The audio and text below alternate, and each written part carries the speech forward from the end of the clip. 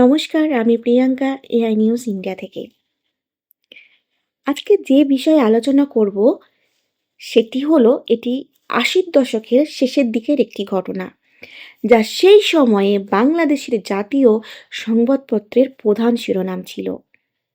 সৈয়দপুর রেলওয়ের কারখানার ৩ কোটি টাকার যন্ত্রাংশ চুরি ও খুনের রহস্য, সেটা নিয়েই আজকের আমার বিস্তারিত আলোচনা। নীলফামারীর সৈয়দপুর রেলওয়ে কারখানার বাংলাদেশের একটি গুরুত্বপূর্ণ রাষ্ট্রীয় সম্পদ।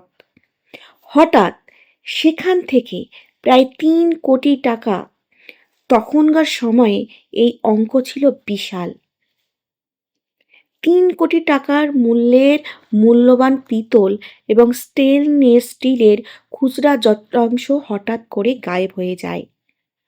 এই চুরির সাথে পাল্লা দিয়ে কারখানার ভেতর এক রহস্যময় হত্যাকাণ্ড ঘটে, আর এই ঘটনাটিকে আরও জটিল করে তোলে। স্থানীয় পুলিশ প্রাথমিক তদন্তে কোনো কূল কিনারা করতে পারছিল না। মামলাটি যখন অত্যন্ত জটিল রূপ নেয়, তখন তৎকালীন দুদে গোয়েন্দা কর্মকর্তা এবং পুলিশের অপরাধ তদন্ত বিভাগের সিআইডি চৌকস অফিসারদের ওপর দায়িত্ব অর্পণ করা হয়। এই মামলার অন্যতম মূল চরিত্র ছিল সিআইডির এক তুখোর তদন্তকারী কর্মকর্তা, যিনি পরবর্তীকালে তার প্রখর বুদ্ধির জন্য সমাদৃত হন। তদন্তে নেমে তারা যা দেখেন, কারখানার ভেতর থেকে কোনো গেট দিয়ে মালামাল বের হয়নি। নিরাপত্তা কর্মীদের খাতায় কোনো অস্বাভাবিক তথ্য ছিল না। চুরির ঠিক পরপরই একজন গুরুত্বপূর্ণ সাক্ষীকে হত্যা করা হয়েছিল। গোয়েন্দা বুদ্ধিতে যেভাবে সমাধান হলো,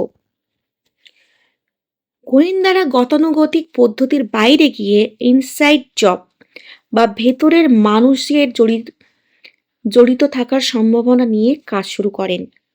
তারা লক্ষ্য করেন কারখানার বর্জ্য ফেলার জন্য যে বিশাল ড্রেন বা নালা ব্যবহার করা হয়, সেটির মুখ কারখানার বাইরে গিয়ে মিশেছে। গোয়েন্দা কর্মকর্তারা লক্ষ্য করেন সাধারণ ড্রেনের পানিতে ময়লা থাকার কথা থাকলেও নির্দিষ্ট কিছু সময়ে ড্রেনের পানিতে ধাতব উজ্জ্বলতা দেখা দিচ্ছে। গোয়েন্দারা সাধারণ শ্রমিকের ছদ্মবেশে কারখানার ভেতরে এবং আশেপাশে এলাকায় দিনের পর দিন অবস্থান করেন। শেষ পর্যন্ত দেখা যায় ড্রেনের পানির নিচে বিশেষ এক ধরনের জাল ব্যবহার করে রাতের অন্ধকারে মালামাল কারখানার বাইরে পাচার করা হতো। এতে জড়িত ছিল খোদ কারখানার উচ্চপদস্থ কিছু কর্মকর্তা এবং স্থানীয়ের এক প্রভাবশালী চক্র। গোয়েন্দা কর্মকর্তাদের নিরলস পরিশ্রম এবং নিখুঁত পরিকল্পনার ফলে প্রায় সিংহভাগ মালামাল উদ্ধার করা সম্ভব হয় এবং মূল হোতাদের আইনের আওতায় আনা হয়। এই সত্য ঘটনাটি আজও বাংলাদেশের পুলিশ এবং গোয়েন্দা প্রশিক্ষণে একটি ক্লাসিক কেস স্টাডি হিসাবে পড়ানো হয়। আপনি কি এই ধরনের আরও কোনো ঐতিহাসিক অপরাধ বা রাজনৈতিক কোনো রহস্যময় ঘটনা সম্পর্কে জানতে চান?